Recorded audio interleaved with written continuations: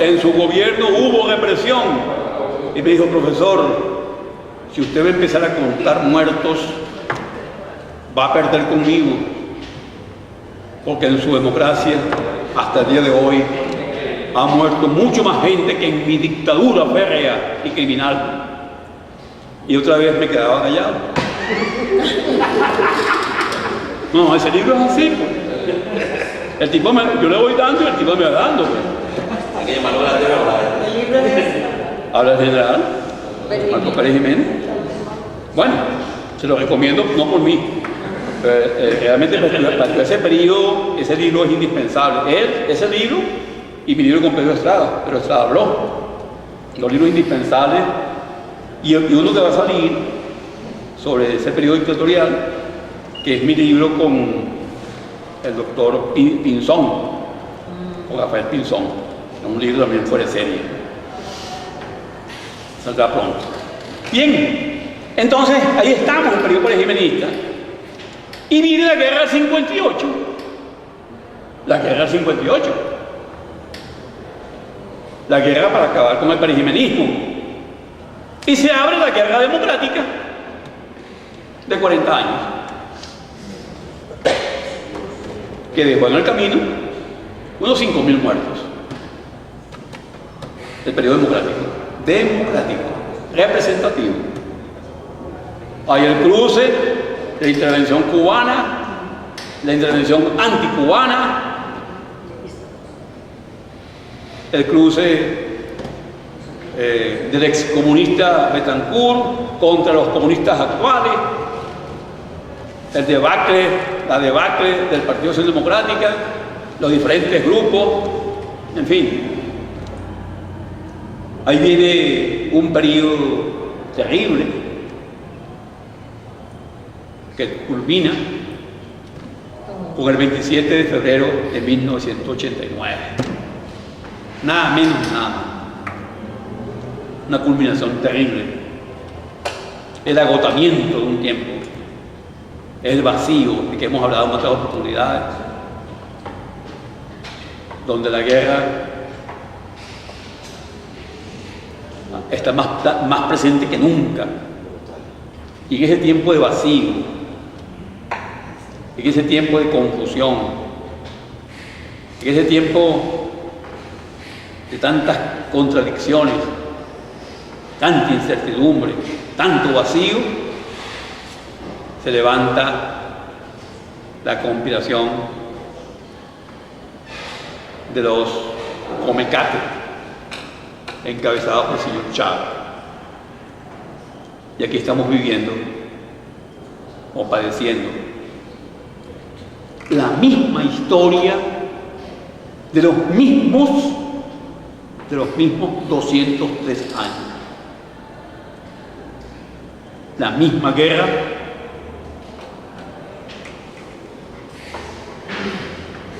la misma persecución, las mismas miserias,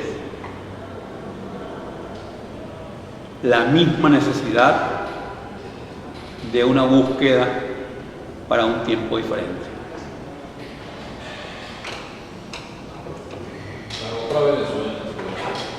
Tienen ustedes la palabra para preguntas, comentarios. Les voy a pedir, sin embargo, por favor, a los oradores que se sienten por aquí, uno aquí, otro aquí y otro aquí, los oradores, vamos a hacerlo por aquí. Sí, se van a preguntar, van a comentar, si están por aquí para efectos de grabación. No olviden el tiempo de intervención, 3 minutos para que alcance para todos. Comienza el general Herminio Fuenmayor. Micrófono, por favor. Bueno, muchas gracias. Bienvenido después de este disfrute de unas merecidas vacaciones. Y yo espero que esta nueva temporada que vamos a iniciar, o que ya se inició la semana pasada, sea realmente llena de mucho éxito, de fijar mejor los conceptos y tener una visión más clara de lo que vamos a tener en Venezuela. Yo quiero hablar en este momento porque me llamó la atención cuando el profesor habla de que durante los últimos 500 años no se puede hablar de paz en Venezuela. Siempre ha habido una guerra. El profesor ha presentado, para mí, una mezcla de una gesta histórica de independencia con un proceso democrático perfectible de 40 años que se llamó el puntofijismo. Para demostrar la existencia de estos 500 años de guerra, que yo considero que eso no es así, mi punto de vista y de razonamiento conceptual es el siguiente. Pero por ninguna razón, pienso yo, debe confundirse guerra con luchas políticas que pueden ser de diferentes formas, lo que se ha llamado luchas políticas de baja intensidad o de alta intensidad. Para comenzar, no existió en esos 40 años lo siguiente. El profesor es un experto en historia. Yo creo que soy un experto en materia militar. En primer lugar, no existió una declaración de guerra. En segundo lugar, los objetivos tampoco se reclamaban objetivos terrestres para conquistar o con algún derecho sobre él. Tampoco existió, estoy hablando de los 40 años de la democracia del puntofijismo, imposición de una dogma, sea religioso, o de una doctrina filosófica o política al oponente. En cuarto lugar, la toma o posesionamiento de riquezas como petróleo, oro, plata, o de recursos naturales como agua. Y en quinto lugar, la ejecución de una sentencia internacional para entrar en posición de un derecho reconocido u otorgado de acuerdo a una sentencia. Sin lugar a dudas, ninguno de estos objetivos estuvieron en discusión o en reclamación. Por esa razón, el concepto de la guerra de Clausewitz, aún para mí, tiene vigencia histórica y actual. Si el profesor hubiera dividido este concepto de los 500 años hasta los años 20, yo se lo acepto. Pero aparte de esa fecha, lo que se da en Venezuela son movimientos políticos de alta y baja intensidad, que por ninguna razón pueden llamarse guerra. Los nuevos conceptos, y mucho menos hoy en día, los nuevos conceptos de la guerra aún son más demostrativos, como es la guerra nuclear, la guerra química, la guerra bacteriológica, la guerra electrónica, la guerra cibernética, las guerras irregulares o subversivas, de guerrilla o de narcotráfico. Creo que después de estos conceptos, la guerra está en otras partes, posiblemente, pero no en Venezuela. Yo quería únicamente, porque como son dos cosas que se entrecruzan, me parece que es injusto de que no reconozcamos que realmente lo que yo llamo los 40 años del puntofijismo y lo que es actualmente el chavismo, no ha habido guerra. Para mí ha habido movimientos políticos de alta y baja intensidad. Cada uno de esos tiene sus diferentes elementos demostrativos, que no voy a entrar más porque ya los 3 minutos se me acabaron, pero eso quería yo aclararlo por cuestiones de sanidad de cátedra. Gracias, profesor. Bien, señores, saludamos la intervención del doctor Herminio Fuenmayor y preguntamos si hay alguna otra intervención. Por favor, los que van a hablar, por favor, tienen que situarse por aquí para efectos de la grabación. Favor identificarse para efectos también de grabación. Buenas noches. Sí, vamos a tratar. Ahora sí. Buenas noches, mi nombre es Alberto Zambrano, soy médico cirujano de la Universidad Central.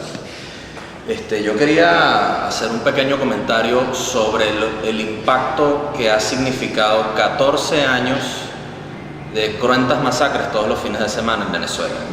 Estamos hablando de 144.000 muertos contabilizados hasta febrero de este año, en 14 años. Si vemos las cifras aproximadas de bajas de los soldados norteamericanos en conflictos armados, como el de la guerra de Vietnam, tenemos que hubo 58.220 soldados muertos en Afganistán. En Irak, la invasión de Irak desde el 2003 hasta el 2010, 4.487 soldados norteamericanos fallecidos. Si vemos la guerra en Afganistán, desde la invasión de Afganistán, son 2.271. Ninguna de estas tres cruentas guerras alcanza a el conflicto armado que ocurre en Venezuela, producto de una serie de factores: el microtráfico de drogas, el macrotráfico de drogas, la injerencia de grupos armados paramilitares de la corriente que sea, y el armamento de una población con su consecuente desarme, porque ahora hay que hablar de desarme, ¿no? ¿Y cuál ha sido el impacto de esto en la sociedad? Ciudadanos venezolanos entre los 15 y los 35 años corren el riesgo de no volver a su casa cuando salgan, prácticamente todos. Pero la cifra de los delitos en Venezuela, la cifra de heridos por armas de fuego en Venezuela es alarmante, y es un conflicto armado interno, tácito, silencioso, que se lleva a nuestros seres queridos. Entonces, yo puedo estar muy de acuerdo también con la posición que tiene el general con respecto de que aquí no hay una guerra desde un punto de vista militar. Puede ser, desde un punto de vista, pienso yo respeto, desde un punto de vista civil, sí la hay, y es cruenta. Esa era básicamente mi intervención. Muchas gracias. Bien. Una nueva intervención. Favor identificarse para efecto de grabación. Buenas noches. Buenas noches. Soy Alfonso Mulo Álvarez, soy especialista en dinámica de grupo. Y escuché su intervención con mucho agrado. Comparto mucho de lo que usted dice, pero tengo un vacío a nivel histórico con un personaje que, por muchos de amigos, mucho más mayor edad que yo, hablan con mucho preponderancia, hablan de Isaías Medina Angarita. Y quería saber, bajo su percepción, cuál fue la incidencia de Isaías Medina Angarita en todo el desarrollo de la democracia, si fue que tuvo inherencia como tal, si refrescó o si fue lo mismo, porque no conozco mucho de los datos de Isaías Medina Angarita, del general Isaías Medina Angarita, en referencia con el previo a la llegada del pontificio. Gracias. Una nueva intervención corresponde. Buenas noches. Favor identificarse para efecto de grabación. Soy Gustavo Tirado, soy miembro de la Junta Patriótica, ingeniero de profesión, consultor. Mi opinión es la siguiente. Actualmente, como dijo el profesor, no vamos a hacer una guerra convencional como tal, pero sí una guerra violenta enorme, que se ha mantenido durante 200 años, y no es más que la toma del poder y mantener el poder. La situación que se presenta actualmente en nuestro país es muy terrible. Ustedes deben de acordarse muy bien de una célebre palabra de un señor que está difunto, que dijo que hay una revolución armada, una revolución pacífica pero armada. Entonces, una guerra como tal no estamos sufriendo convencional. Estamos sufriendo una guerra violenta dentro de la sociedad que se ha venido presentando durante estos 15 años de esta mal llamada revolución, donde estos señores, para hacerse del poder y quedarse eternamente en el poder, sencillamente se han hecho de una población, de una sociedad, y la han armado. De hecho, lo que mencionó el compañero, de que un país que en apenas 14 años tenga más de 150, 60 mil muertos, es terrible. Ni una guerra convencional produce eso. Y eso lo sabe mejor el general. O sea, una guerra que tenemos interna, donde los que están actualmente en el poder la mantienen de una manera férrea para eternizarse en el mismo. Por lo que han utilizado y seguirán utilizando estos elementos que armaron, escucha muy bien, y no hayan cómo zafarse luego de ese monstruo. Porque una vez que lograron que el monstruo naciera, el monstruo está ahí. Y está ahí para devorarnos a todos. Entonces por eso es que lo de la guerra realmente, sí tenemos una guerra, pero no es una guerra convencional, es una guerra mucho más allá, es una guerra interna dentro de la sociedad que obviamente que nos está carcomiendo a todos, y por eso que digo yo que la salida del régimen actual, vamos a decir que sea la paz, pero sería comenzar a tener la paz y la unificación de los venezolanos. Eso es todo. Nueva intervención. Nueva intervención, compañero Bacón. Buenas noches a todos. Mi nombre es Bernardo Conde, Congreso Federal de Organizaciones Ciudadanas. Dos cosas. Primero, una pequeña acotación de naturaleza histórica respecto al petróleo. No vamos a hablar aquí de la petrolera del Táchira, pero sí quisiera recordar que fue el 31 de enero de 1914, con la perforación exitosa del pozo Sumaque 1 en el Cerro La Estrella de Bachaquero, que podemos considerar, o al menos así se registra, como el inicio de la explotación petrolera en un grado comercial.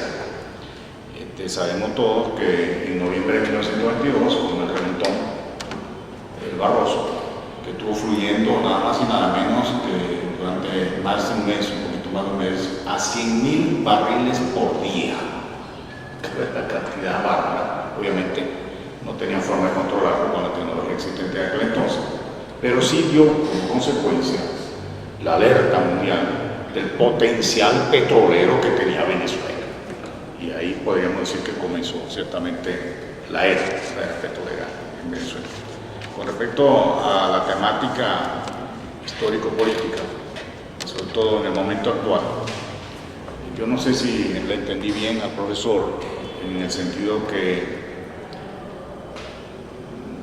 al menos eso fue lo que entendí, que el vacío que se había manifestado a lo largo de todos los años, sobre todo a lo largo del siglo XX, había culminado con el Caracazo. A mí me parece que el vacío continúa. Y yo creo que en este momento se está forzando una paz completamente artificial en el país. Habida cuenta que no hay forma ni manera de contener las fuerzas sociales que se están empezando a manifestar de una manera tímida.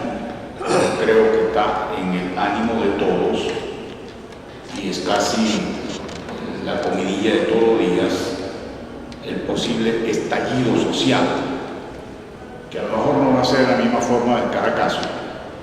Yo vengo vislumbrando que se produciría de una manera que he denominado un deslave social, que se iniciaría en el interior. Yo no creo que Caracas va a dar ningún ejemplo en el momento actual.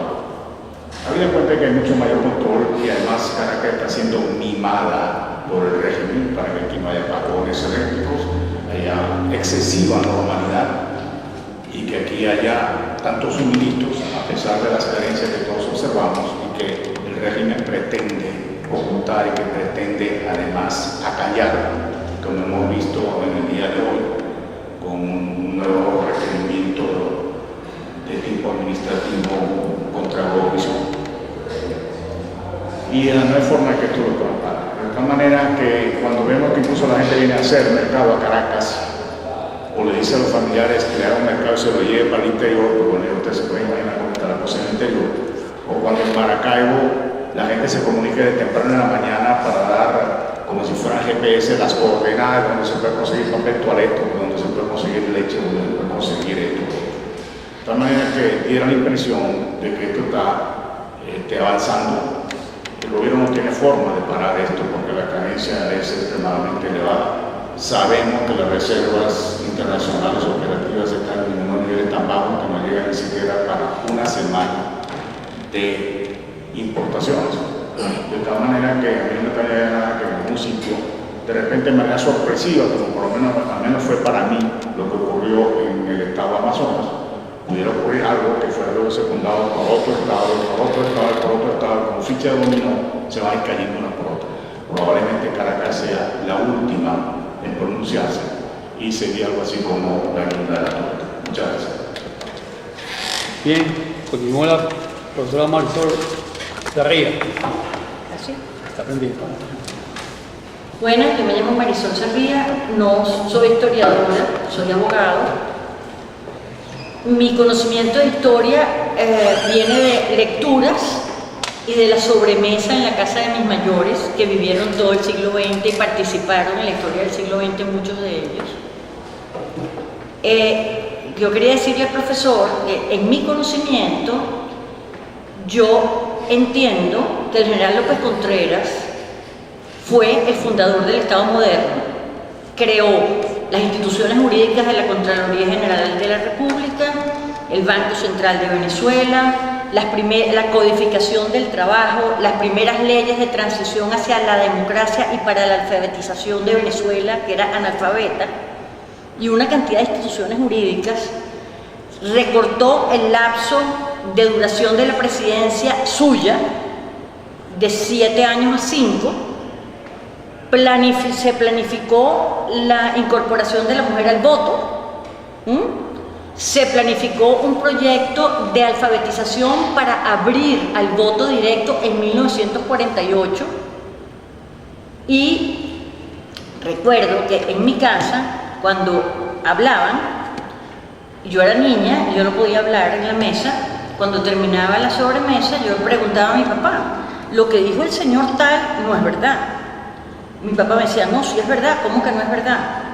No, porque mi libro dice tal cosa, tal cosa, tal cosa, tal cosa. Y entonces mi papá me decía, yo lo viví. En el gobierno de López Contreras también se empezaron a hacer, al final del gobierno de Gómez y en el gobierno de López Contreras, todos los esfuerzos para poder intentar controlar la explotación petrolera, se establecieron fees de pago de las compañías, etc. Entonces, mi papá me contestaba, tráeme el libro. Yo le traía el libro y me decía, la historia depende de quien la escribe, y la escriben los vencedores. Eso es todo. Bien. Una nueva intervención. Buenas tardes, profesor. Buenas tardes, cátedra. Mi nombre es Andrés Malpica. Yo tengo la siguiente pregunta, profesor. Bien nutrida su exposición alrededor de la historia y la relación política de guerra y cómo ha sido esa situación en nuestra historia.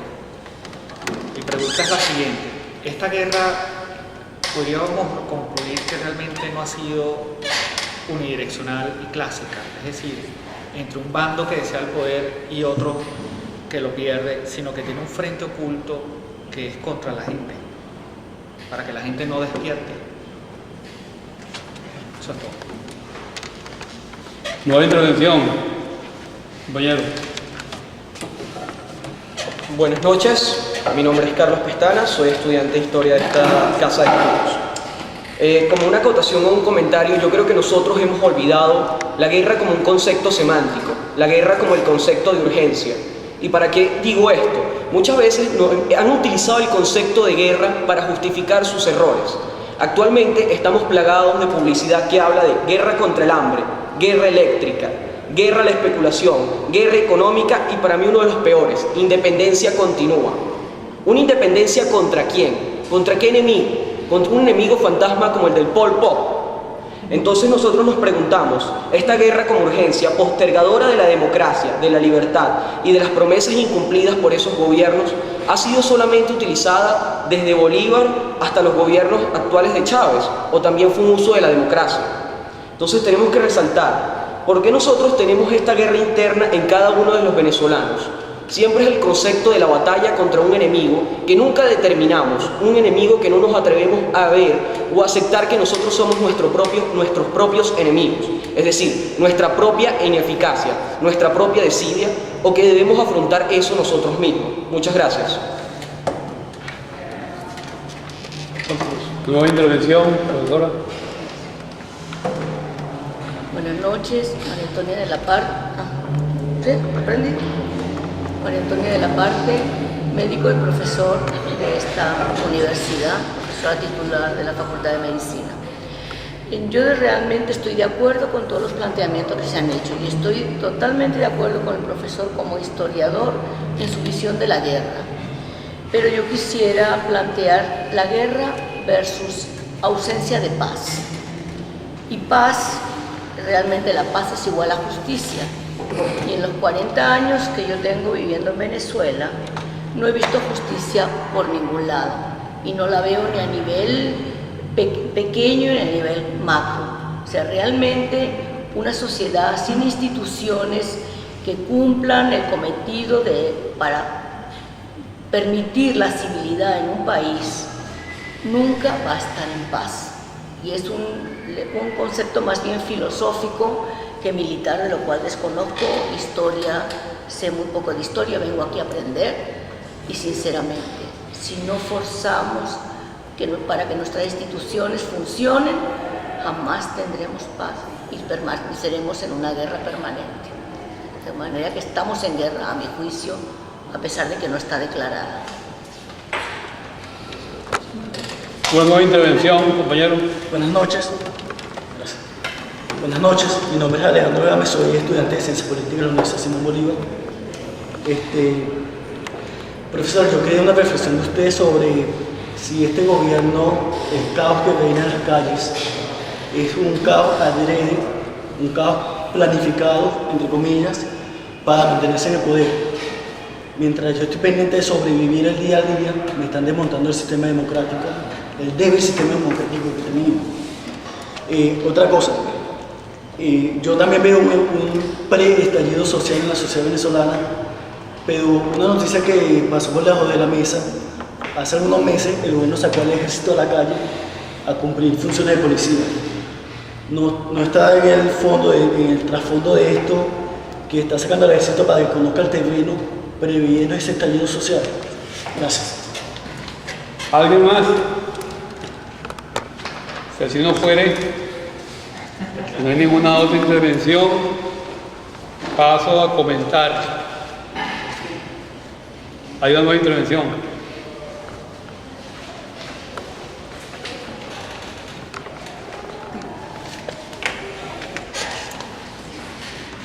Buenas noches, mi nombre es Iván. Desde hace mucho tiempo he compartido con el amigo Agustín todo el debate durante mucho tiempo. Yo pertenezco a la Escuela de Computación. Mi rama no es la historia, son la ciencia informática en Facultad de Ciencias. Me empezó a interesar la historia porque me metí en la política en esta universidad. Más que adoctrinado porque hay que conocer pues todo el haber político de muchas personas que me han enseñado muchísimo aquí en la universidad. La Federación de Centros de Estudiantes, los movimientos políticos. Bueno, ha sido fructífero la información, aparte de ser computable. Yo quería hacer una reflexión, que yo aprendí que la política es una extensión de hacer la guerra. ¿Por qué lo digo? Porque estoy convencido de eso. Aparte de diferenciar entre lo bueno y lo malo, yo por ejemplo creo en la socialdemocracia. Entonces pertenezco a un grupo de personas que tienen ideología para un país. Y es que no podría hacerse la construcción de un país si uno no tiene afianzado la ideología. Ha habido compañeros, por ejemplo, en esta universidad, me comentan que eso de ser idealista o de creer ideología ha muerto. Yo pienso que hoy día eso está más vigente que nunca. Entonces, la forma como nuestros antecesores, por ejemplo, un Rómulo Betancourt, tenía idea y creyó en ella y construyó un país, como también lo hicieron otros gobernantes democráticos. Es lamentable que hubo hombres como Gómez, en los cuales Agustín tuvo la gentileza de exponernos en esa historia